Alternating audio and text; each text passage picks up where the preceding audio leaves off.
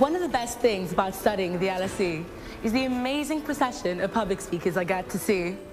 Presidents, prime ministers, international business leaders, policymakers, movers and shakers from all over the world choose to speak at the LSE whenever they're in London. The LSE events programme is diverse and comprehensive, and it takes a whole bunch of people to make that happen. The school's motto is to know the causes of things, and to know the causes of things then they have to be explained, debated, discussed. And so the public events programme is putting LSE, if you like, at the heart of the global debate. We organise the events programme, the highest profile public lectures, prime ministers, presidents, foreign ministers, finance ministers. Now I've been here now at LSE for I think it'll be 10 years next year. When I started here then, you would maybe have 10 or 15 public lectures a term. Now we're up to something in the region of probably towards 80 or 90. People are passing through London every day of the week. When the G20 met in London, the President of Indonesia dropped by and gave a speech at the LSE because he was here in London. So the advantage of the LSE's position in one of the world's major capitals and major centres for business and finance is enormous. LSE has a great reputation internationally, so we get some great speakers from across the world. The same week as the President of Indonesia, we had the President of Russia, so big names. George Soros, who's an LSE alumnus, came and spoke on his views on what the G20 should be doing. That hopefully demonstrates the relevance of the debates at LSE to the real world. The LSE is in some ways better than any place in the world, because in New York, although there are some great universities there, they're not the greatest universities. If you give a speech at Oxford or Cambridge, or for that matter Princeton, you're not in the middle of things. Here you're right at the core of a lot of activity, overlapping policy, business, academics. Major events involve the entire LSE community, from students to security. Each event brings its own challenges, and one of the things that you can say about the LSE, not just from the point of view of events, but from the point of view of just normal day-to-day activity, is there is no such thing as an ordinary day. I grew up in the Eastern Cape.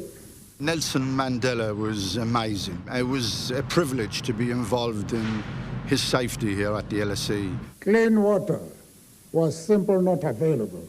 Just to be near him, you get that feeling that he's just someone supreme. Life was brutish and short. We had Greenspan. There was nearly 1,000 people in the Peacock Theatre, and even when he came out, it was like a pop star emerging from the stage door. We're walking down the Kingsway, chain linked with all the guards, protecting him as he walked along the wall, and all these people behind him trying to get hold of him or get in to sign their book. Students, staff, members of the public can come along and put their questions, critical sometimes, challenging, to, prime ministers, to presidents, to Nobel Prize winners, to our own academics. So that debate and discourse and sort of views flying left, right and centre is really exciting. Just getting the tickets out is a major operation. At 10 a.m. on ticket release days, we open up the ticket lines both at the Student Union, online and on the phone lines. This morning we're getting so many requests. We've had over 1,000 in half an hour this morning. For the most famous speakers, students are prepared to queue around the block. I'm waiting for tickets to Paul Krugman. I've been to so many talks this year with Soros and a lot of really high-profile people, and it's amazing to have access to ask them questions. So what we're doing is just checking everyone's LSE IDs to make sure that they are students or staff. Then we're allocating them tickets for all 3 days of the Krugman lecture, unless they only want them for certain days. There we go. Hi. I think what I love the most about the LSE is that it's always been a place where people of all races, colours, political persuasions are free to speak their minds. LSE events are designed to stimulate open, genuine debate, and freedom of speech within the law is always top of the agenda. And of course, this sometimes means that the audience can be a little too outspoken.